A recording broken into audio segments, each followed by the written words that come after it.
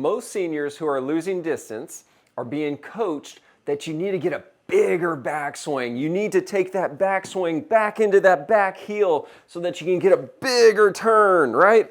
So front view, going into the backswing, I'm exaggerating this right now, but this is what you're being told to do. Go into this back heel, so there's minimal weight on the inside of this foot, and that will let your hips turn farther. Let my shoulders turn farther, so I've got this big backswing, almost getting that shaft to parallel like Dustin Johnson on the tour, and you would think that that would translate into generating more club head speed and the ball going further. But the reality is that it doesn't.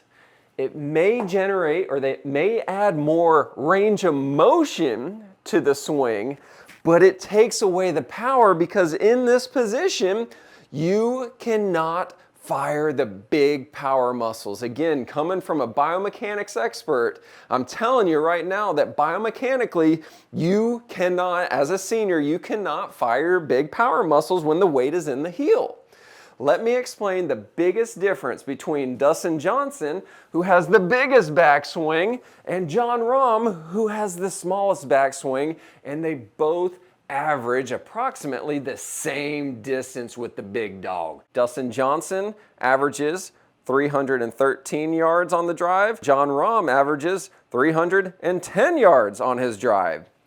Not a difference. Let's just call it not a difference, but look at Dustin Johnson's shaft right there. It is parallel to the ground. You couldn't possibly get it any further versus Jon Rahm's shaft here. It's pretty much straight up and down. Yeah, it's shallowed, but it is not gone past pretty much straight up and down. So the range of motion is completely different here, yet they've got the same distance. Now, let's look even further. Dustin Johnson's knee is almost completely straight here. And that's what your golf pro is asking you, 70, 75-year-old Bob, to do. Straighten that right knee. His weight's getting into that right heel. Versus look at Jon Rahm. He is almost squatted right there. His feet are flat. He looks like a freaking lineman that's about to run through a wall. Think about the power. Everybody refers to his legs as tree trunks.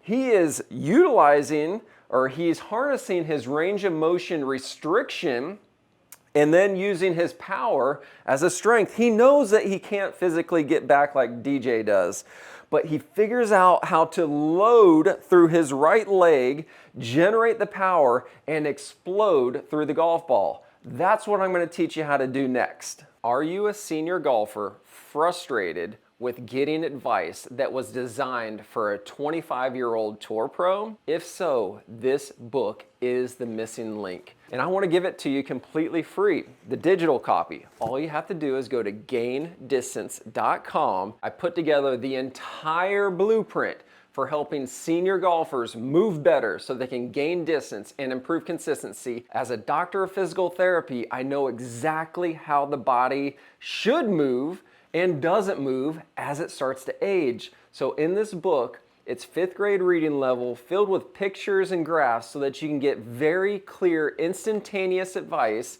and know exactly what to do. Gaindistance.com to get your free copy, or click the first clickable link in the description below so that we can start transforming your golf game today, baby. Yeah. This 99-cent tool right here, all it is a stress ball, is going to help you generate more power, find the big power muscles, activate them, generate that power, and then deliver it into the golf ball. So again, it's just a stress ball that looks like a big golf ball. Here's what we're going to do with it. We're going to put it underneath the arch of our foot. Yes, barefoot. You have to be barefoot because you've got 16 muscles in the arch of your foot right here. 16 muscles that you've got to wake up. If these muscles do not wake up, then it makes it extremely difficult for all the big power muscles above it to do their job. So we're going to put this right under the arch of our foot, and we're going to cheat it a little bit forward towards that big knuckle. So not right in the middle, just a little bit forward, and I want it to be right in the half of that stress ball. So I'm trying to squeeze that stress ball right there.